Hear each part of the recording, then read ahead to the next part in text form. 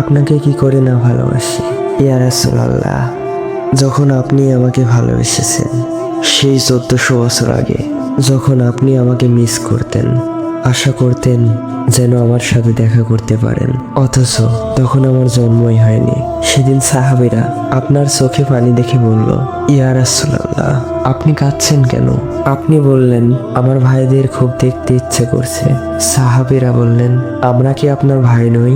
ইয়া রাসূলুল্লাহ আপনি বললেন, না, তোমরা আমার সাহাবী, আমার ভাই হলো তারা যারা আমার পরে আসবে এবং আমাকে কখনো না দেখেও আমাকে বিশ্বাস করবে। মৃত্যু শয্যায় শুয়ে আপনার অন্তরে এই চিন্তা ছিল যে আমাদের পরিণতি কি হবে। উম্মতি উম্মতি বলতে বলতে আপনি আপনার রবের নিকটে ফিরে গিয়েছেন। আজ আমরা আপনার উম্মতের অংশ। বিশ্বজুড়ে আপাত দৃষ্টিতে আমরা হচ্ছি সবচেয়ে অপদস্থ, নিরুপায়, পরাজিত, লাঞ্ছিত, অথচ বাস্তবে আপনার উম্মতের অংশ হওয়া গোটা বিশ্বের সব সম্পদ পাওয়ার চেয়েও মূল্যবান ব্যাপার।